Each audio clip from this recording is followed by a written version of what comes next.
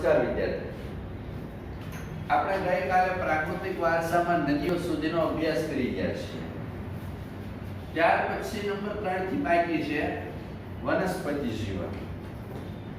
નદી વિશે વાત કરી. નદીને આપણે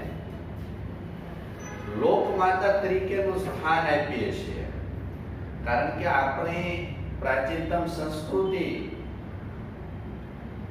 આ સિંધુ અને રાવી નદીના કાંઠે વિકાસ પામી.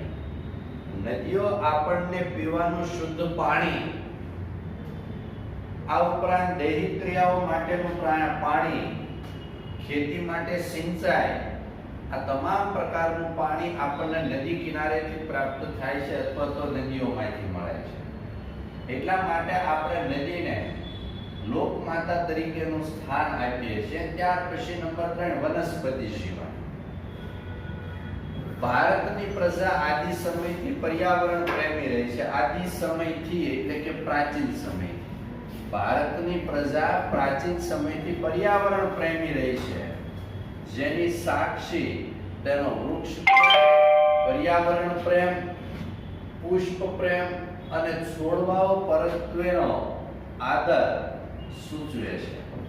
ફરીવાર, ભારતની પ્રજા આદિ સમયથી પર્યાવરણ પ્રેમી રહી છે, જેની સાક્ષી તેનો વૃક્ષ પ્રેમ, પર્યાવરણ પ્રેમ, પુષ્પ પ્રેમ અને છોડવાઓ પરત્વેનો આદર સૂચવે છે. માણસ, પ્રાણી, પશુ પક્ષીના આહાર માટે વનસ્પતિ પર આધાર રાખવો પડે છે. જો માણસ, પ્રાણી કે પશુ પક્ષીના આહાર માટે વનસ્પતિ પર આધાર રાખવો પડે છે, એટલે કે આપણને તમામ પ્રકારનો ખોરાક આ વનસ્પતિ દ્વારા એટલે કે શાકાહાર ખોરાક વનસ્પતિ પાસેથી મળે છે. ભારતમાં વડ, પીપળો, તુલસીની પૂજા કે ધૂપ દીપ કરવામાં આવે છે. યાદ રાખજો, પરીક્ષામાં સવાલ પૂછાય કે ભારતમાં કયા કયા વૃક્ષોની પૂજા, ધૂપ દીપ કે આરતી કરવામાં આવે છે. તો વડ, પીપળો અને તુલસી જેવા વૃક્ષોની પૂજા કે ધૂપ દીપ કરવામાં આવે છે. વડ સાવિત્રી વ્રતમાં, વડ સાવિત્રી અથવા તો વડ સાવિત્રી બેમાંથી કોઈ પણ ચાલે. વડ સાવિત્રી વ્રતમાં વડની પૂજા કરવામાં આવે છે. વડ સાવિત્રી અથવા વડ સાવિત્રી વ્રતમાં શેની પૂજા કરવામાં આવે છે? આવો સવાલ આવે તો આપણે જવાબ લખશું વડની પૂજા કરવામાં આવે છે.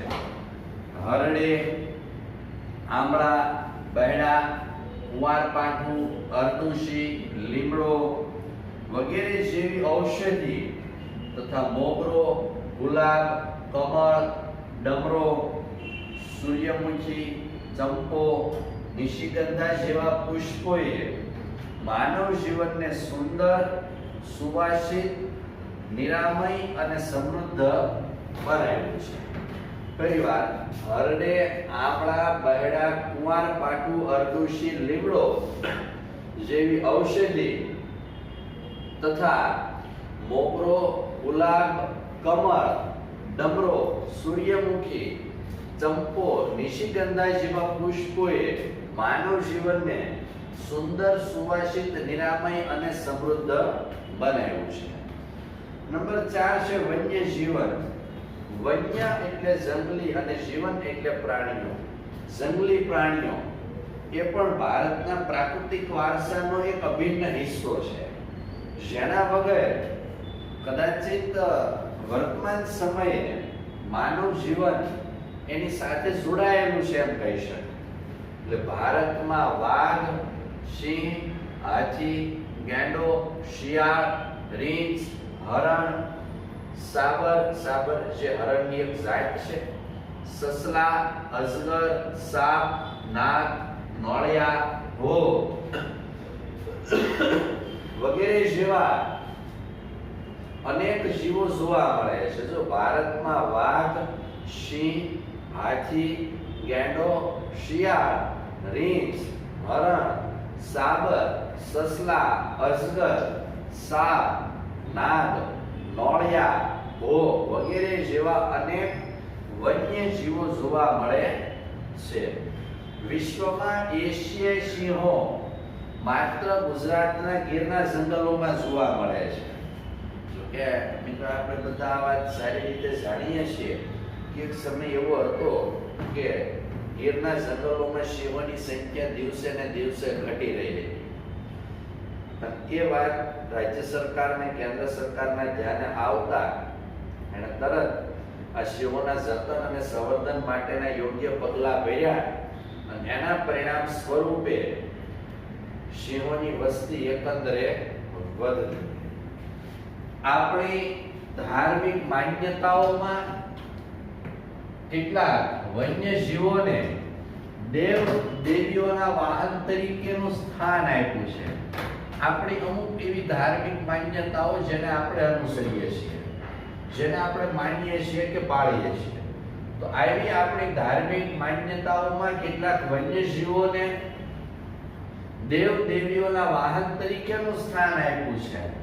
આપણી રાષ્ટ્ર મુદ્રામાં પણ 4 સિંહો, ઘોડો, હાથી તથા બળદની આકૃતિ મૂકીને તેનું મૂલ્ય આપ્યું છે. આપણી રાષ્ટ્ર મુદ્રા આપણે જાણીએ છીએ 4 સિંહોની આકૃતિ છે.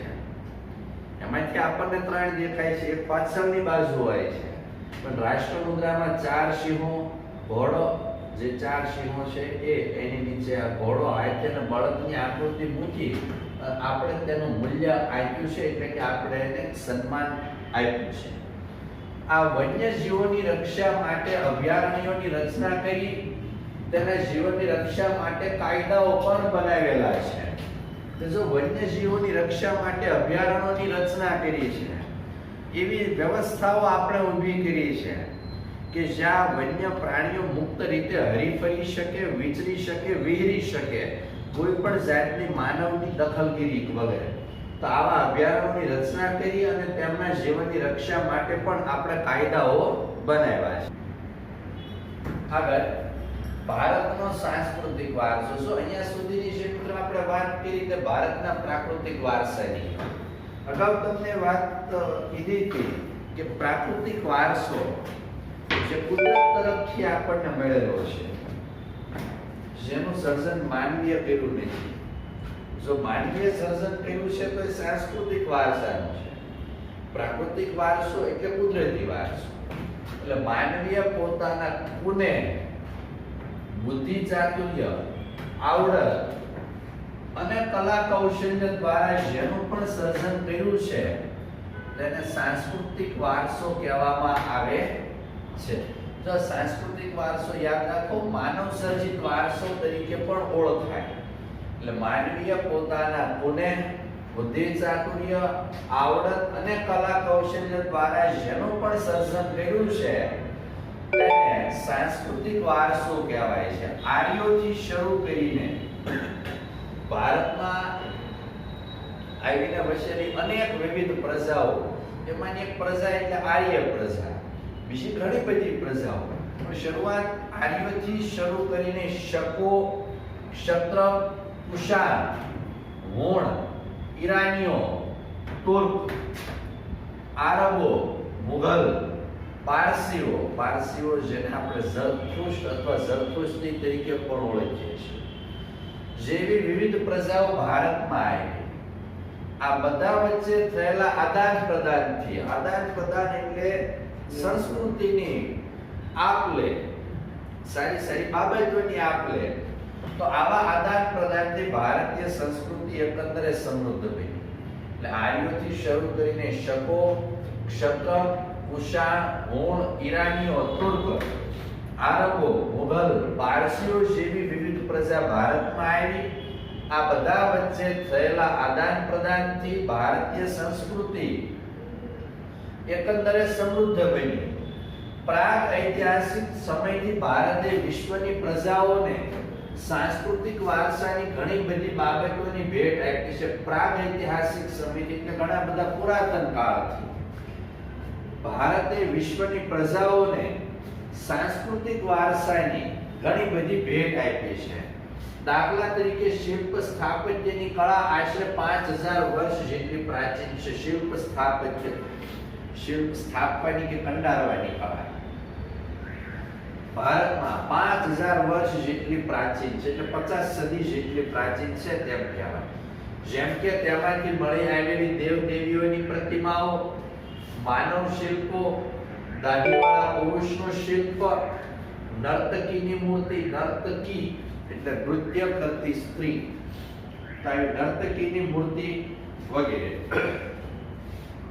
આ જ ક્રમમાં મૌર્ય યુગની ઊંધા કમળની આકૃતિ પર સિંહ, વૃષભનું શિલ્પ, વૃષભ એટલે બળદ, બુદ્ધની પ્રજ્ઞાપારમિતાનું શિલ્પ, સારનાથની ધર્મચક્ર પ્રવર્તન વાળી મહાત્મા ગૌતમ બુદ્ધની પ્રતિમા, જૈન તીર્થંકરોની પ્રતિમા, રાષ્ટ્રકૂટ રાજાઓના સમયની ઇલોરાની ગુફાઓ વગેરે.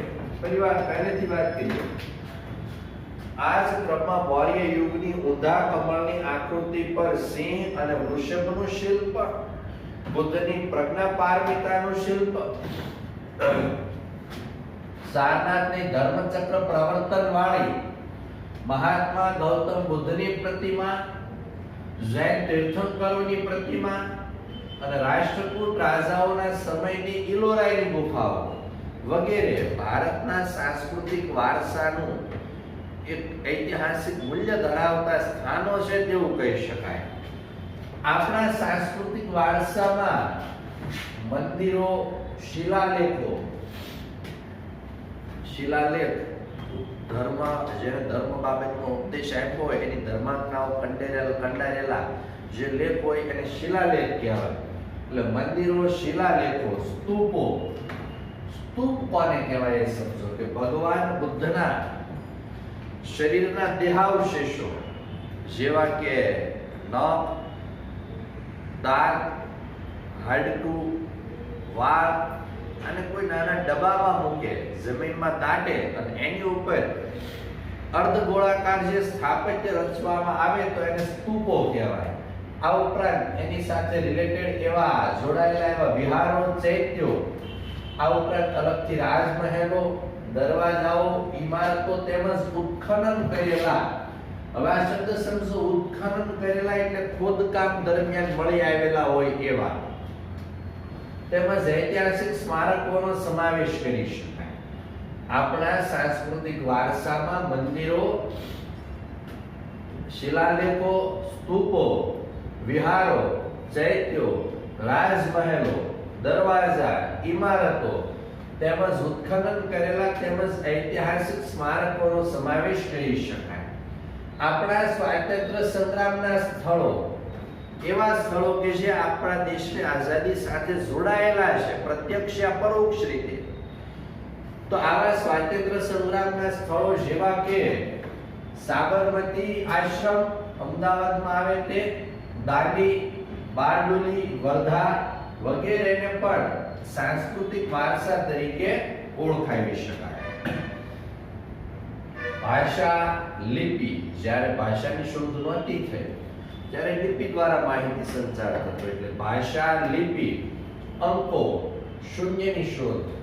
ગણિતમાં શૂન્યની શોધ એકંદરે ઐતિહાસિક મહત્વની શોધ કહી શકાય. એટલે શૂન્યની શોધ, ગણિત, પંચાંગ, ખગોળ. ખગોળ એટલે ગ્રહોની દિશા અને દશા. સાહિત્ય, ધર્મ, યુદ્ધશાસ્ત્ર, રાજ્યશાસ્ત્ર, પ્રાણીશાસ્ત્ર, વનસ્પતિ શાસ્ત્ર, ધર્મો, ગણતંત્ર, ન્યાયતંત્ર, વિધિ વિધાન, પર્યાવરણ સુરક્ષા આદિ એટલે વગેરે ઘણી મહત્વની શોધ ભારતમાં થઈ છે. એટલે ભાષા, લિપિ, અંકો, શૂન્યની શોધ, ગણિત, પંચાંગ, ખગોળ, સાહિત્ય, ધર્મ, યુદ્ધશાસ્ત્ર, રાજ્યશાસ્ત્ર, પ્રાણીશાસ્ત્ર, વનસ્પતિ શાસ્ત્ર, ધર્મો, ગણતંત્ર, ન્યાયતંત્ર, વિધિ વિધાન, પર્યાવરણ સુરક્ષા વગેરે ઘણી બધી મહત્વની શોધ ભારતમાં થઈ છે.